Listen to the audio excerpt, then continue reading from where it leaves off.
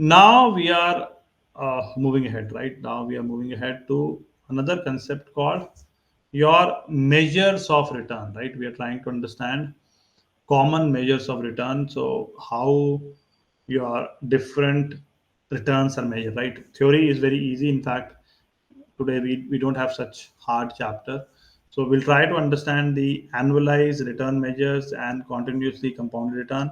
Compounding, you understand, right? Continuous compounding and major return measure, which are very popular in industry, right? So we'll try to understand, and these are very important because these are some of the things which are used in industry. So if you want to excel in industry, you need to have a clear cut idea that what are important things. Okay, so that's what we have. Okay, then we are trying to figure out the annualized return measure.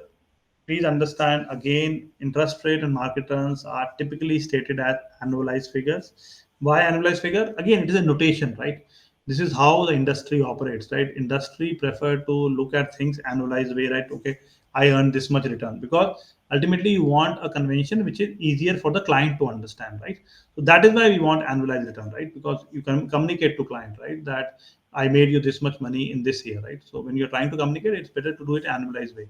So how do you annualize it, right? So if you have calculated the holding period return, which you did earlier, calculation to 1 plus HPR, right, raised to power your 365, right, divided by whatever days, 90 days, etc., right, days, and then you are dividing by 1, right? No, sorry, minus 1, right? That's what you are doing, right? Now the point which comes here is that okay, this is simple easy way. Now if we try to compound it, right, we have quarterly compounding, monthly compounding, daily compounding, right? That will impact the future value and the present value of each cash flow. And as you increase the compounding frequency, right, that increases the effective interest rate. Now this is your point, right? I think, Ira, you only asked me last time in class that when the frequency is higher, we should get a higher rate. This is what you meant. This is what you meant that day.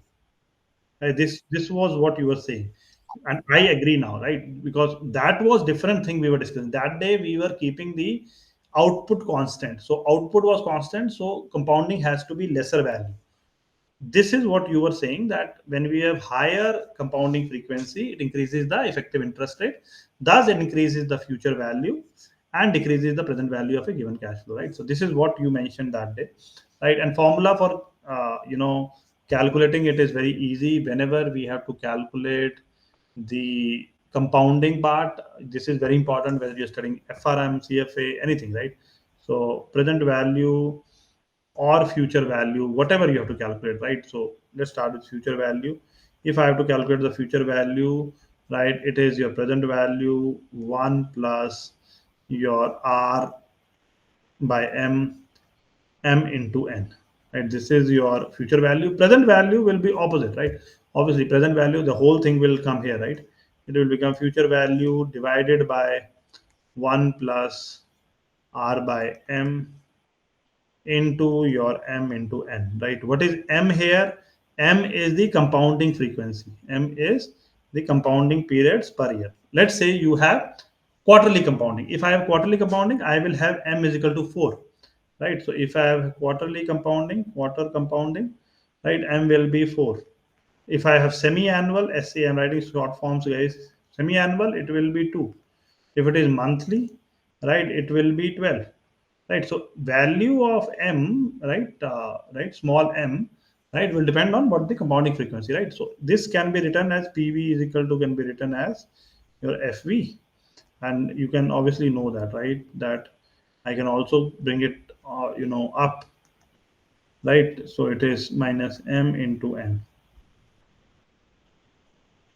right? So that is the whole logic. It's very simple, very straightforward, guys. This is the relationship. You can twist it as much you want, and the values of m will keep on changing, right, as per the, right. If it is daily compounding, you put it 365, right? M is equal to 365. Daily compounding, right, daily compounding, your m value will become 365, right? So the value will continuously change. The limit of shortening the compounding period is known as the continuous compounding, that we understand. That's why we have exponential, right? Ultimately, your future value reaches your present value exponential RT, right? Why it goes to exponential RT? Because this is your continuous compounding. This is a limit, right? And the continuously compounded return can be calculated from HPR also. Now, again, this is conversion, and you have to remember this. Why? Because the question in exam sometimes ask you directly that how do you convert it, right? So you should know that how do you convert your continuously compounded return from your HPR, right? How can you calculate? So if you have to calculate your continuously compounded return RCC, right? R continuously compounded, that is equal to your natural log ln. This is again given in your calculator. Ln is a natural log. Ln 1 plus your HPR. If you don't want to use this formula 1 plus HPR, then there is another formula which is given in your syllabus, which is your ln. Instead of 1 plus HPR, you use the ending value, right? Ending value divided by your beginning value, right? Ending value divided by your beginning value. Okay. So continuous compounded rate of return are additive for your multiple periods, right? A continuously compounded return T0. Sorry, can you see the screen? Suddenly, okay, fine. From your time t is equal to 0 to time t2 is the sum of the returns calculated from time t0 to t1 and t1 to t2, right? This is again uh, just for your knowledge. Sometimes they ask such question in theory. What it is saying that continuously compounded return, if you have to find for two periods, it is you can join it, right? You can just add it from 0 to 1 and 1 to 2, and you get the 0 to 2 thing. Okay, small properties, guys, nothing so special, right? But small things you have to remember. Okay, we'll do the questions, you will understand more. Okay, we have the practice question now, so we'll try to solve it. An investor is evaluating the return of three recently formed ETFs, right? Selected return information on the ETM is presented below in the following table. One is 125 days since inception, second is 8 weeks, third is 16 months. And returns are 4.2, 1.95, and 17.18. Now, the question is which ETF has the highest annualized, right? So you have to communicate to client, right, that my ETF is performing well, right? And this is the real example, right? This is the real example. This is the problem because let's say Goldman Sachs, right? Goldman Sachs has launched an ETF. One is launched in July, one is launched in September, right? Which is performing much better than the other one, right? How do you communicate, right? So that is the point which come that communication is very important, and to do that, it is very important to understand that what is the formula, right? And this is what I told you in the previous slide, that you have to do 365 by days, because this is your this is the return since inception. Now, what is this return? Return since inception is holding period return, right? This understanding you need to have, that this return is holding period return. Now, how do we go from, so basically concept here is how do we go from HPR, right? From your HPR to your annualize. Is there a formula to go from HPR and annualize? Before we even start the question, we need to understand what exactly examiner wants us to do. Examiner wants us to move from HPR to annualize. So let's go back and see whether we have seen any formula from HPR to analyze. Yes, this was the one. 1 plus HPR 365 by days minus 1. Right, the first formula, right? This one, the top formula. So if this is the formula we have, right, we can use it, right? This is the formula we have, right? Okay, so we can use this formula. So HPR is given, so it becomes 365 by days minus 1. Very easy, right? So how do I do it? For the first ETF, right? For the first one, if I try to calculate, for the first ETF, if this is the thing, your 1 plus HPR. What is HPR? Is 4.25, right? So that's 4.25%, right? So you can write directly 1.0425, right? And then you have your 365 by days. So 365 by your 125 days minus 1. So this is the first one, do the calculation. Second one, your again same thing, 1.0195, right? I have added 1.95%. Again, 365 on the top. In denominator, 8 week. You have to now see the convention. Should I use for 8 weeks? What should I use? Should I use 8 into 7, 56? 8 into 6, what kind of days I want to figure out, right? So this becomes very confusing, right? So one way is you can put it 56, right? So 7, 8 into 56. Another way to do is, right? Another way to do is that stick to what convention they have given. If they have given weeks and months, stick to that. So how do now we go to weeks? And so here the numerator was 365 in days. Now let's convert the numerator itself in your uh, this weeks. How many weeks are there in a year, guys? In a year we have 52 weeks, right? So 52 by 8 minus 1. Similarly, the next convention is of months, right? Months is 1.1718. Now, months is how many? How many? We have 12 months, right? And 12, but we have 16 months here, right? So 12 by 16, right? And minus 1, right? So don't think that denominator will always be small. Nothing like that. There's no logic here. Denominator will always be small. Depending on the period we have, we'll just put it and we'll calculate, right? So that's what the whole thing is, right? So just understand that's the logic. Very very straightforward. ETF1, how it is calculated, 365 by 125. If you go for ETF2, 52 by 8, you can do 365 by 56 also, I'm not denying, but 52 by 8 is better, and 12 by 16 is again better, right? So you're saving your time into, and then you realize that out of this your biggest one is 13.37, right? So that is the highest annualized rate of return. Okay. Yes, okay. Sir, is there any convention where you have to either use 360 or 365? Are there any like Generally, different generally, conventions? generally, generally, you know, in your return calculations, we use 365. But yes, the next lecture, which we'll do in your the second chapter, we will see interest rates. Now, when we go to interest rates, there are different conventions, right? Some conventions take 365, some conventions take 360, right? So different conventions are there, and they tell you also where you use 365 and where you use 360. So generally, in interest rate, they do this distinction, but generally, when you're talking about returns, right, returns we have, then generally we follow 365 only, right? So here we are talking about returns, so 365 is fine. But interest rates, right, interest rates, you will realize that when you are that 360 is generally used for your US corporate bonds, US corporate bonds, right? All right, I'm just giving you extra knowledge which is coming next week. Your municipal bonds, right, they generally use 365 days, right? This pen is I don't know why hanging. Municipal bonds, right? So these are the places where we use 365. When we are using for money market, treasury, etc., right? A small duration, then we use 365, right? Actual.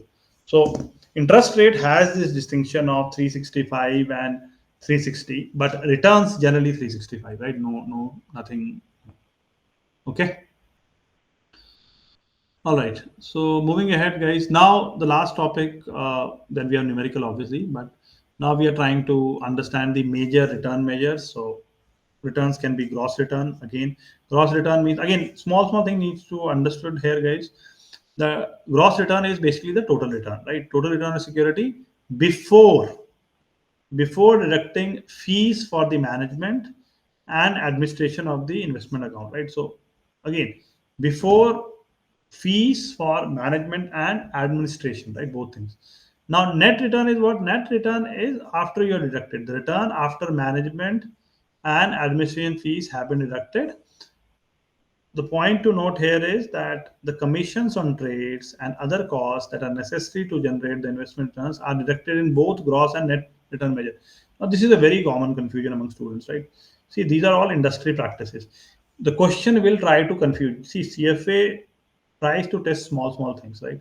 What CFA will do is CFA will put these small things and make you confuse an exam. They will put it that okay, the gross return is fees are this, administration this, and they will put the your commissions also. Now you will get confused that commissions, you will say gross means commissions are not subtracted, right? General thing, you speak to anyone who has not done CFA, right? He will say, oh, gross means I don't have to subtract anything. No, gross also, even though it is gross, in gross also, right? Commissions on trades and other costs that are necessary to generate the investment returns are deducted. Very critical, guys. Anybody who has not studied deeply, any CFA student also who has not studied deeply, will never appreciate this. They will not be able to understand, right? But in return also, right? Don't forget to deduct. And I'm writing here. Just the pen is getting hanged. Don't forget to deduct commissions. Commissions and other costs to generate investment return, right? So very important point, right? Don't forget to deduct your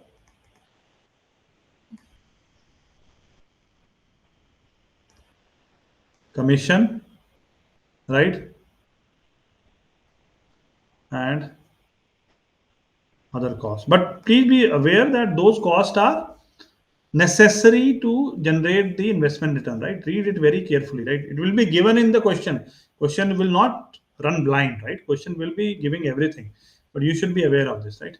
Then there is a pre-tax nominal return, right? Pre-tax is small thing, right? And that's why I'm highlighting. Pre-tax nominal return, it refers to the return before paying taxes, so that's okay. After-tax nominal return after tax liability is deducted. Real return, it is a nominal return adjusted for inflation. The real return measures the increase in investor purchasing power, right? So again, there's a formula here. Just be aware of that, right? For the real return.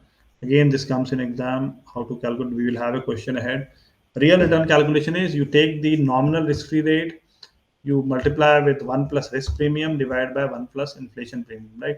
If risk premium is 0, right, the real return is equal to nominal return minus risk-free rate, right? But if there is risk premium, then you have to multiply with that, okay?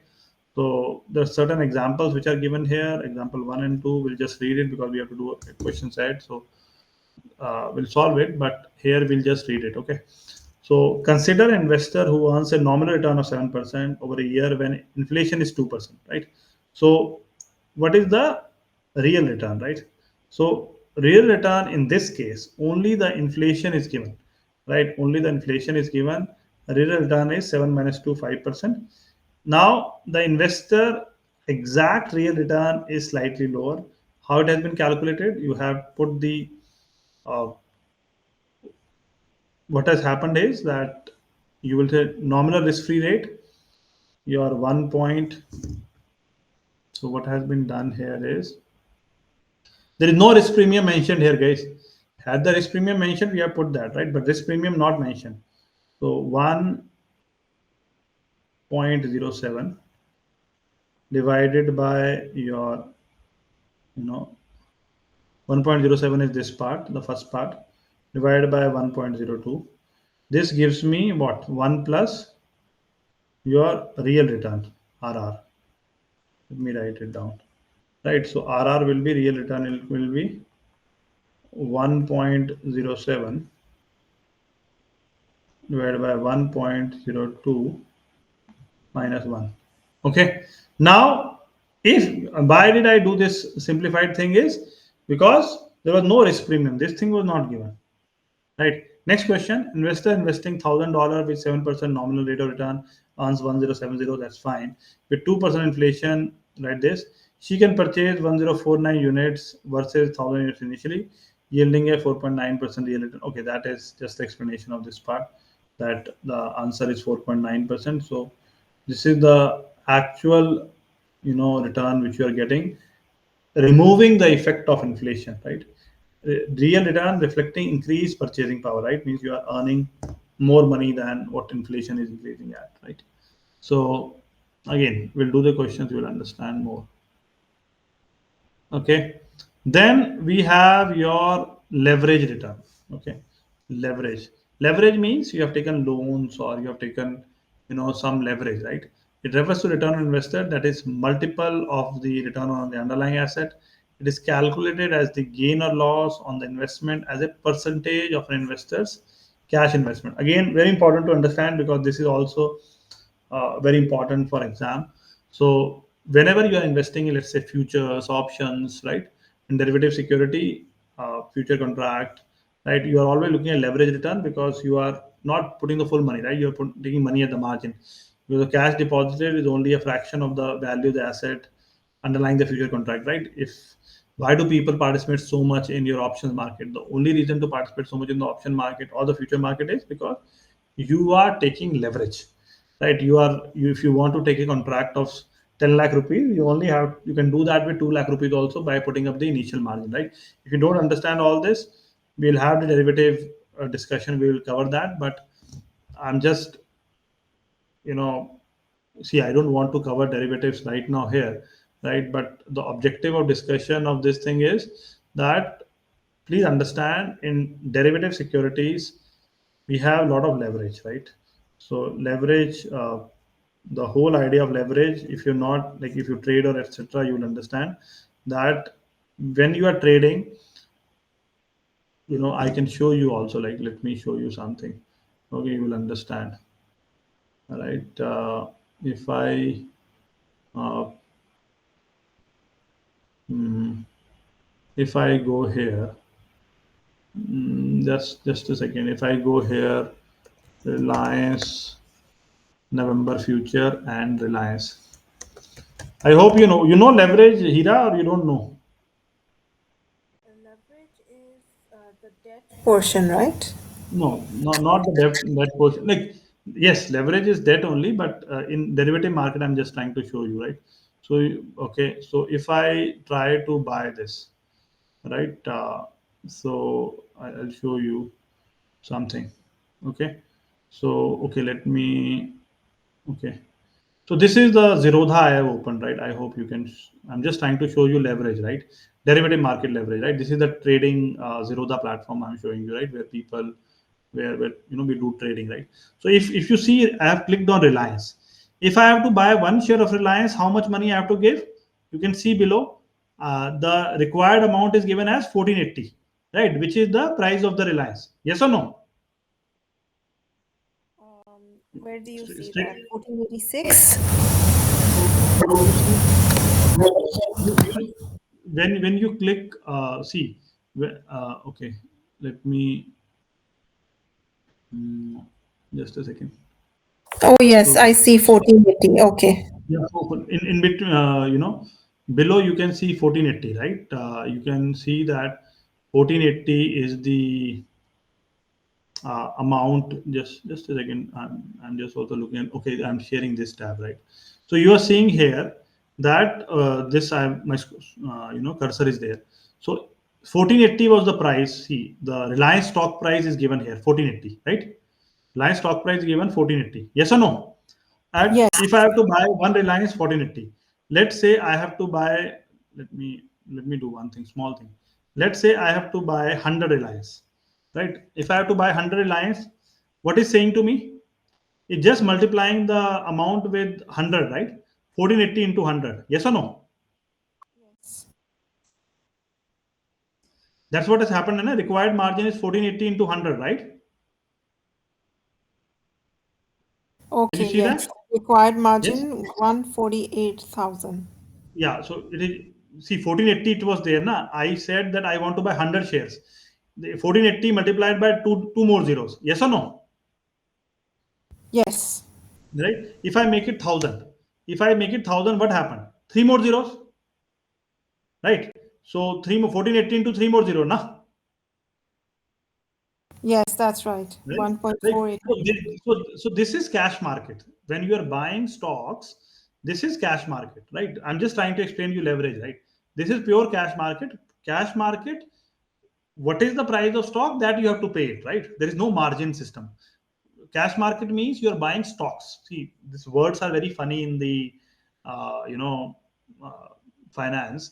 When I say cash market means you are buying stocks. Stocks I am buying. If I have to buy 1,000 stocks, it means one stock is 1480. I need to pay 1480 into 1,000, 14,80,000. I'll buy 1,000 stocks. Okay, that's straightforward. Now I'll twist the tail. So this much you have understood. Okay, let me just keep a screenshot of this. If you don't understand, I'll put it somewhere, right? So okay, so let me go back to the tab, right?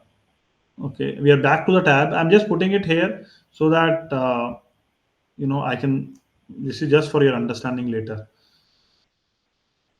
right? So what I wanted to tell you here was, I've taken the screenshot and put it here, that this is called cash market, right? Just remember that this is called your cash market.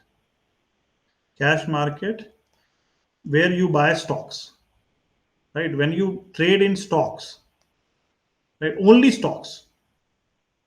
When you trade in stocks, the funny name to that is cash markets, right? Cash market means that one stock, one Reliance stock is your 1480, right? So if you have to buy 10, right, 10 stocks you have to buy. Give me, my pen is little hanging, so 1480 into 10, right? If I have to buy 100, it becomes 1480 into your 100, right? If I have to buy 1,000, it becomes your 1480 into 1,000. Okay, pretty straightforward and pretty logical, right? Yeah, I understand. Yeah, it's very logical, right? So this is what it means. But this is not the same thing in derivatives. Now we'll go back to derivatives now. Derivatives are different. Derivatives, the same thing doesn't happen. Now you see in derivatives, I have taken Reliance November future. Future is a derivative. You know what is a future or not? I think it's something that you, is it like an option? I'm not No, sure. it's a derivative contract. It's like it's not an option, but it's like a derivative contract. Option is also derivative. Future is also derivative, right? So derivatives are very popular contract, right? And which uses margin, right? So just don't go deeper here. Not required. You have one chapter which is 8 to 9%, and not 8 9%, 6 7% chapter in your syllabus called derivatives, where we will go and understand derivatives in detail. Okay, so don't worry about it right now. Just understand that there is a category of financial assets which is called derivatives. In derivatives, we have your futures, forwards, options, right? So most popular one are futures and options, which comes in newspaper also. No? Futures and option, news channels also, TVs also, futures and options. So we're talking about futures, which is derivative contract. Now in futures, when you go to buy, now you see futures you cannot buy one. If I try to decrease it, you cannot buy one, right? So I'm trying to. So futures are generally standardized in nature. Futures are bought like a in a lot size. So you can only buy future in 500, 500 or 1,000 or 150, 1,500 or 2,000. You cannot go and say that, oh no no, I want to buy 493 stocks. I want to buy 384 stocks. I want to buy 750 stocks. That is not allowed in future. Futures are standardized one.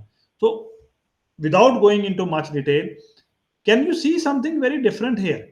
When I am putting 1,000 quantity of Reliance November future, what is the margin I have here? Can you see something very, very interesting? What is the margin I have here is around 2,65,000. Yes or no? Am I right? Right? Sorry. Maybe I am. Okay, you can join late. Okay, that's fine. Okay, so that is what I'm talking about here, is that you need to understand that this is your leverage, right? This is what we are talking about, leverage. So this is the example which I wanted to give you, that now if you go here and if I add now this, your derivative screenshot. This is derivative, guys. Now this is Reliance November future, right? This is derivative, right? This is Reliance November future, which is derivative contract. And you see here in Reliance November future, if I have to buy 1,000 quantity, how much money I have to pay? I have to pay only 2,65,000, approximately 2,65,000 approx. But if I have to buy, this is derivative. This is derivative. This is futures. Future is a derivative. Right? My pen is not working today. This happens when the, I think, slide become heavy. So I think that has happened. So that's okay. We have made a lot of remarks, so it has become heavy. So future, you are money required to take 1,000 stock position is 2,65,000, right? And in your cash market, the amount required is 14,80,000. Am I right? Yes or no? Yes. Right. So this is called leverage. This is the leverage which I'm talking about. That in cash market, if you want to take the same exposure of buying 1,000 stock, you need 14,80,000. Right. In derivative market, if you want the same exposure, right, you can take the same exposure at, almost 1/7 price, which is 2,65,000.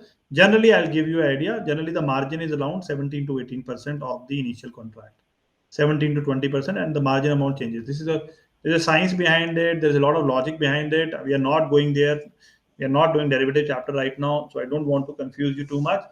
My objective of showing you this part was leverage, right? Leverage, right? Leverage is a concept which is used a lot in derivative market, which means leverage is like a slingshot. Slingshot means that you take a, you try to go far with minimum effort, right? You try to take maximum exposure with minimum cash, right? So you, in your cash market where you needed 14 15 lakh rupees, same amount of exposure of 1,000 stocks you can take with 2,65,000, which is 1/7 of the amount, which is like 17 to 18% of the 14,80,000. So you're able to take the same exposure, right? This is called leverage, right? So don't go deep. There is, all these things will be covered a lot, right? Don't worry. Don't get confused in derivative. My idea was not to confuse. My idea was just to give an example, right? Because it is return investment in derivative securities such as future contract as a leverage return, right? Why it is called a leverage return? I just wanted to show, because in futures you are taking the exposure of 14,80,000 with only 2,65,000, right? So you're able to take a leverage. Leverage means with lesser amount you are able to take bigger position, right? So this is, see, we take leverage everywhere. When people buy houses, they take leverage. How do they take leverage? They do the down payment, and once they have done the down payment, they take rest of the amount as a loan. That is also leverage, right? So leverage is when you initial amount you give is lesser, and you try to cover it with some other amount, right? So leverage position in real estate are common, which I told you. Investor pay only a portion of the properties, your cost, right? Which I told you very very clearly, right? In cash, and borrow the rest. So this is called leverage, right? Please try to understand. Now, our objective is not to get into leverage or anything here. We are looking at quantitative methods. We have to understand the calculation of the quantitative method. So consider a fund that can invest the amount V naught without leverage and earn the rate of return R. The fund's unleveraged return is RV0. Right? Please remember unleveraged return RV0. Again, they can sometimes ask you very simple that what is the unleveraged return. Now, suppose this fund can borrow VB at interest rate of RB, right? So let's say you are buying a property, real estate property, you are taking some loan and earn R by investing the proceeds, right? So you are taking the money, you are investing that thing, then the fund's leverage return is what? R into your V naught plus VB minus RB into VB. You have to remember this formula, guys. Right? This is nothing but you are you are what you are earning. You are saying that okay, I earn R, right? I earn R. That R is on the total amount, which is my V naught, which I have, and VB, which I borrowed. VB is the original and borrowed, minus whatever I borrowed, RB, right, into your VB, right? So, but the thing I am paying on your borrowed amount is this, and this is earning. Thus, the leverage rate of return is given by, this is obviously you are, when you try to calculate a return, right? A return is you divide by, right? This is the interest cost, right? So the leverage rate of return becomes divided by V naught, which is the initial amount, right? So not very difficult. It is just given in a very confusion language, but it's very easy. Think of it. You always think that I buy a property, right? You buy a property, then you say, okay, I have taken a loan at 8%, but then you're saying that okay, but the value of my property is increasing by 20% a year, right? So you're saying that okay, even though I've taken a loan of 8%, but my value of property is increasing more, so I'm getting more return, right? So this is very common in businesses and in simple that life also, right? Okay, so that's what we have to calculate. This is some example I've taken for derivative. Now let's try to solve this. I think now we don't have any theoretical concept. We have to finish 2 3 numericals, and we'll finish early today. Okay, so this we have to solve it now. The price of stock at T naught is USD T08.25, right? That's what we have. And T1, right? After 1 year, 1 month, whatever, the price has decreased to 186.75. The continuously compounded rate of return R1T for the stock from T0 to T1 is closest to, right? Now, see, we have been told to find the continuously compounded rate of return. Now, how do we find the continuous compounded rate of return? Which I told you when I have the initial price and the final price. Again, this chapter, since this is the first chapter, most of the things are directly formula based. And since CFA level 1 also, I told you very clearly, things are not that difficult. If you go back, uh, I told you right in the initial lecture only, it's all about breadth, right? You have to remember small formulas, and if you know that, it's not the depth. The CFA level 1 is not about depth; it is about breadth. It's a lot of formulas, right? So if you go back and see, if I know, so if you go here, uh, you see something where it is. See here, right? This the ending value and the beginning value is given. You can calculate the RCC. RCC is equal to ln, which is natural log of ending value beginning value. Use this formula, right? And this is the same. You have been given the ending value, you have been given the beginning value. If you use this, you can calculate the answer, right? So we'll do that. We have the ending value, we have the beginning value, we can put it, right? So again, I'm trying to uh, give you very clear RCC, right? RCC is equal to natural log. Ending value is what? 186.75, right? What is the beginning value we had, right? Which was 208.25, right? Just calculate this by calculator, right? So you'll get the answer. Very simple, very straightforward. Again, small things you have to remember, right? That's what we So have, when right? do we use the ERT formula, That, exponential? that can also be used, but not here because that formula. Okay, so both formulas are, to be fair, same thing, right? Let's do by that. So basically, R01 ln S1 by S naught, right? This is the formula given. So if I, let's say, multiply both sides, I take it exponential R, right? And exponential I do, this goes away, right? So exponential I do, this goes, then it becomes S1 by S naught, right? So same thing is happening, right? So S1 becomes what? S1 becomes your S naught E, R, and T is 1, right? Because we are taking for T is equal to 0 to 1, right? So S1 becomes your S naught ER. We can use this also. Both are same things. Did you get my point? Basically, T is equal to 1. 0 to 1, how much is the time passed? 1 year, na? One year, 1 month, whatever it is there, right? T is equal to 1. The formula is what? Your S1 was equal to what? S naught ERT. Am I right? Or Okay. your future value was what? Your present value exponential RT. Both are same formulas, right? You can solve by this method also, right? So try any method. That is the beauty of mathematics, right? That you can apply any method, you reach the same place. Okay. So your understanding is totally right. If you want to use this method, you can use it. I'm just putting a point across that please keep in mind that T is equal to 1, right? Just don't forget to put, because there T is the time period between two events, right? So that T is equal to 1, R into 1, and that makes it S is 1 is equal to S naught ER, right? So you can put these values and you can find out. Okay, so that is done. So this is next question. Now the next question we have is, there's a USD 25 million equity portfolio is financed 20% with debt, right? Finance 20% with debt means here we have leverage return at a cost of 6% annual cost, means the borrowing cost, right? RB, RB is your 6%. Okay, and if the equity portfolio generates a 10% return, right?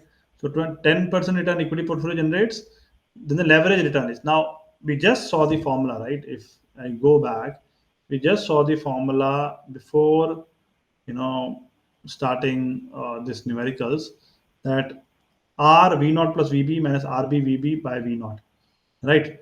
So if I go here, so let me first uh, just put a circle on that. So this is what we are talking about, right? So R V naught plus VB minus RB VB, right? These all questions are from your CFA. So if you go to Schwezer, you will find that questions are a little easy. That's why I told you that, try to practice as many questions from CFA end of chapter. So that is what we are doing, and these are high quality questions. These are actual exam questions, right? So I don't want to give you a fake confidence that you go to Schwezer and solve easy question and you feel very confident about yourself. See, you should solve the right kind of question, which I told you in the first lecture itself. All these questions which we are including in our slides are not from Schwezer. These are CFA end of chapter questions, which are actually same difficulty level, which will come in exam, right? And which I told you very importantly that you must do it, right? So it's a very good practice you are having, right? R V naught plus VB minus RB VB divided by V naught. So this is what we need. So now if I go here, sorry. So now they have asked for leverage return, right? The leverage return, when I try to calculate the leverage return, again, it is R V naught plus VB, right? Minus RB into your VB upon your V naught, right? So 25 million equity portfolio is financed 20%, right? So the borrowing is 20%. Now, one way is that I take the, okay, 25, the 20% of 25, right? If I take the 25, 20%, it means the 5 million is borrowed and 20 million is the original amount. So one way is that I try to take 10%, and then I say that out of 25 million portfolio, the borrowed amount is 5, right? Borrowed is 5 and 20 is the unborrowed part. So V naught is 20, VB is 5, RB is your 6% cost, which is 6%, right? And uh, VB is the amount which is borrowed, which is 5, and the total amount is your original amount is 20, right? V naught. So this is one way to solve. There is another way to solve, right? So if you solve this, you will get the answer. But what I want to tell you and show you, in fact, that there's another way to solve, which is not difficult, right? It is just that they have put the whole thing in a easier way, right? So this is easier formula, right? Again, what I'm trying to tell you, what I did just now, that will also get you the same return. This also will give, see, this is getting you, again, you can remember it. This is also giving you 11%. If I go back to our method, right, our method which we just did, if I go back to that, 10% of 25, what is 10% of 25? If I try to solve 10% of 25, 10% of 25 is 2.5, right? 2.5. And your, if I try to say that 6% into 5, 6 5 the 30, which makes it zero point 0.3, right, divided by 20.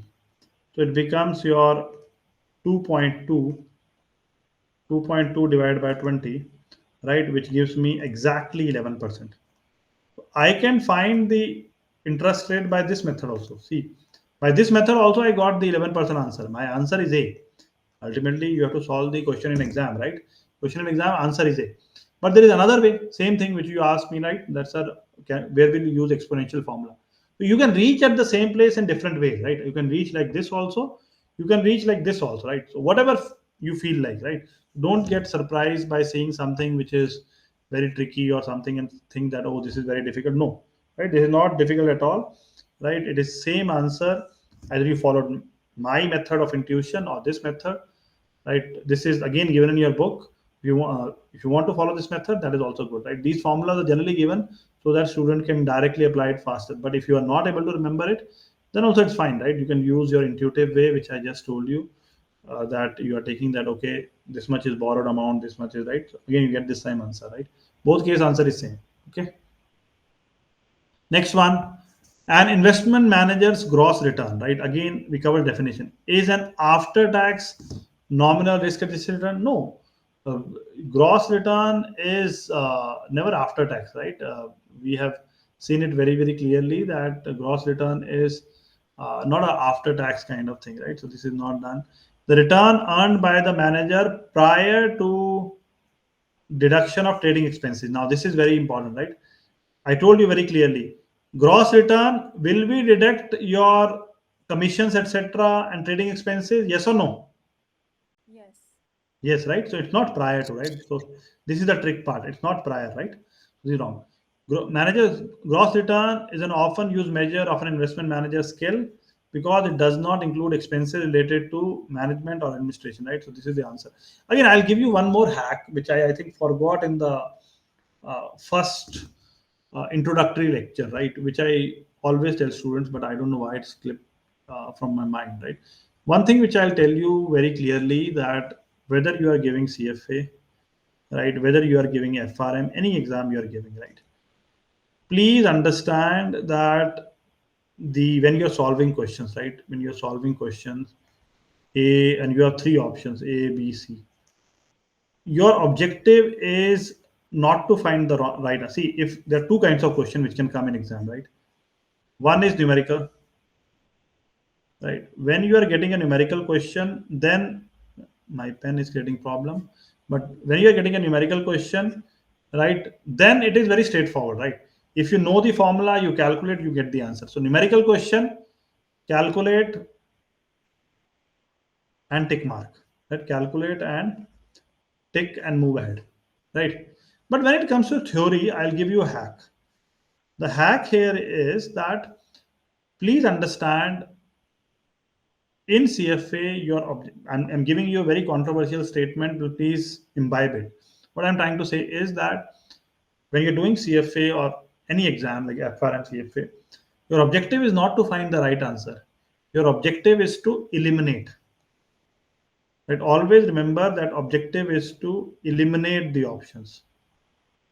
So you always progress like this. You read an option. If you think that option is correct, especially theory, you keep it. You don't tick mark and move it. You keep it. Then you go to next option.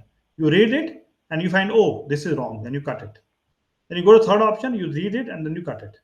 So after your whole exercise, the option which you are not able to cut it, that is the answer, right? So never ever solve a question in theory where you just tick mark the option like, oh, this seems right. You never know, there is a small error there. So best way to figure out is, which I did just now, right? And the focus should be on elimination, right? That, okay, after tax nominal, no, it is not after tax. So you are eliminating the option, right? My objective is not to find the right number. My objective is, okay, this is wrong, after tax is wrong, this is wrong, prior to deduction, this is wrong. Then I'm very clear now, right? These two are totally wrong. Now this I have not even heard before, right? This third statement I have not heard before, neither I taught you before, right? But since I am very clear that these two options above are wrong, this I can easily tick mark and this is the answer, right? So what I'm trying to say here is that a good student will not, especially in theory question, will not look for the right answer. He will look to eliminate all the wrong options, and what is remaining after elimination, that is the right answer. Okay, so go in that way. That's a very good hack, because that way you do lesser mistakes. Otherwise what happens is you make more mistakes, right? So always try to eliminate. Once you eliminate, the pending one is your answer. Okay, so this is the answer you have.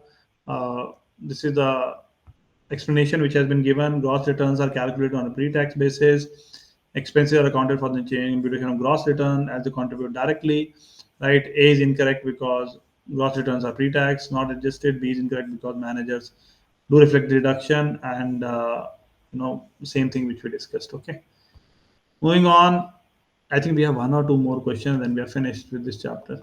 Okay, the strategy of using leverage to enhance investment returns. Right now, again, it's a that's why I went to derivatives to teach you, because that is what you need to know very very clearly here. That why do we have leverage, right? Why do we have leverage in futures and options? Why do we read statements which come in newspaper that SEBI has said that 96% of investors who trade in futures and options in market lose money, right? Because leverage is a sword, right? Leverage is a sword which works either way. You gain and loses both sides, right? So it is saying leverage amplifies gain but not losses. Wrong. It can amplify your gain because you're taking a 15 lakh position with 2 lakh rupees. So if you make profit, you will make more profit. If you make losses, you will make more losses, right? So that is what we have, right? So this is wrong. Doubles the net return if half of the invested capital is borrowed, right? Now this part is doubles the net return, right? See, there's no surety of doubling the net return. Leverage does not give you sure return, right? Leverage only gives you that you can make that return. You can double the loss also, right? So that is also doesn't work out. Increases total investment return only if the return earned exceeds the borrowing cost, right? Return earned exceeds the borrowing cost. That makes sense. That is why we have the formula for leverage return when we talked about. That is what we have the formula now, which was that R into V naught, right, plus VB. And that's why I was subtracting. Only if the return earned exceeds the borrowing cost. That's why I had RB into VB, right? This was the borrowing cost, right? This RB into VB is the borrowing cost, right? And you are dividing it by V naught. And this is the borrowing cost. Okay. This is the borrowing cost we are talking about. Right? Again, so this is the understanding of formula you need to develop. Again, conceptual understanding is the key. Okay. All right. So the same thing here, same logic. The use of leverage can increase investment return if the total investment return on the leverage investment exceeds the borrowing cost on debt. A is incorrect because leverage return amplifies both gain and losses. I told you. B is incorrect because if half the invested capital is borrowed, the investor gross, not net return, right? Investor gross return, not net return, would double, right? So this is also actually option B was tricky. Option B we eliminated very fast, but it was very tricky. It's not the doubling of the net return; it is doubling of the gross return, right? Not the net return. So actually, option B was quite tricky. We eliminated, but not on very sound basis, right? So not your net, right? So gross return doubles, right? So that's what we have. I think we have last question now. Okay. So the last, I think this is the last question, if I'm not wrong. Yeah, this is the last question we have now. So at the beginning of the year, investor holds euro 10,000 in a hedge fund, right? The investor borrowed 25% of the purchase price, euro 2500 at an annual interest rate of 6%, and expects to pay a 30% tax on the returns he earns from his investment. Now, this is very tricky, guys. He always, last one or two questions which is given in the CFA end of chapter, those questions are generally tricky because they are trying to generally add two three concepts together, and that kind of creates a lot of confusion. Okay, so keep that in mind. So what is given here is that you have borrowed 25% of the purchase price, uh, at an annual interest rate of 6%, expect to pay 30% tax. At the end of the year, any hedge fund or the hedge fund reported gross return this much, trading expense this much, managerial and administrative expense this much. The investors after tax return on the hedge fund investment is closest to. Now, this is a very tricky question because there are two, three concepts involved here. Generally, such kind of questions, like I'll tell you very clearly, the last one or two questions of every chapter, every end of chapter, last one or two will be very difficult, right?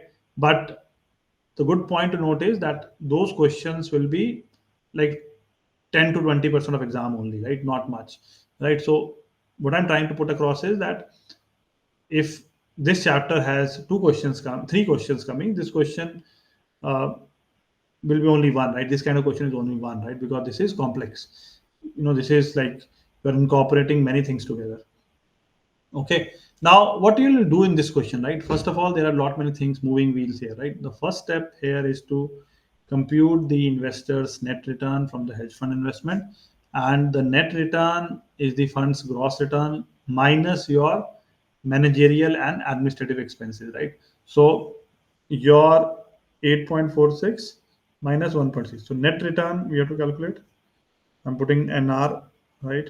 So net return is equal to 8.46 minus 1.60, right? So this is what we do. So when I do 8.46 minus 1.60, right, I get 6.86, right? So this is the first step we have to do, right? So we have moved from gross to your net return. Okay, this is the first thing I have done. Now, after doing this, right, uh, please note that the trading expenses are already reflected in the gross return. So they are not subtracted, right? Which I told you very clearly that you will be, they will try to confuse you. Now you will be thinking that, sir, why have they given the trading expenses? These trading expenses are given just to confuse you, right? These are given, this is additional information which has no use in this question, right? This is to confuse. Because I told you now that gross returns will be calculated. You know, gross returns will already incorporate the trading expenses. Yes or no? That was said now. So right, this was already incorporated. So this is just to confuse you, right?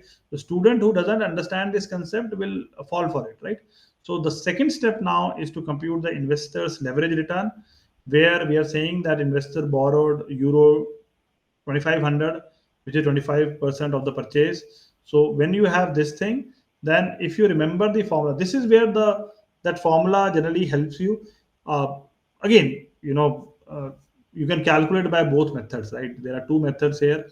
You don't have to follow any method what you want. In fact, we can go to the next page just to do it faster. So I've explained you all the above part, that first you calculate the net return which I told you, and then don't worry about your trading expenses. The second step is that you use this formula, right? This formula I told you, it's easy formula. You can use another formula also which I told you, but there for then you have to do what? Because 2500 is 25%, right? So then you know that, okay, if 2500 is 25%, then you know that 7500 will be 75%, right? then you know the total amount is 10,000, right? So you can do that way also with what I told. So you either use this formula or you use that formula, whatever you want. So you can use my, I'm just one. Let's look at this one, then go to my formula. So this was given 6.86, which I found by net, and then 25 by 7500, and RP minus RD, right, which is borrowed cost, and 7.15, and then you're applying the tax rate on that, right, final tax rate after that. The tax is applied after you have calculated the leverage return, right, not before. After tax return is after it. Now, by my way, right, what I told you earlier, that way also you can calculate. It's not difficult, to be fair, right? If I do it the other way, right, which we saw.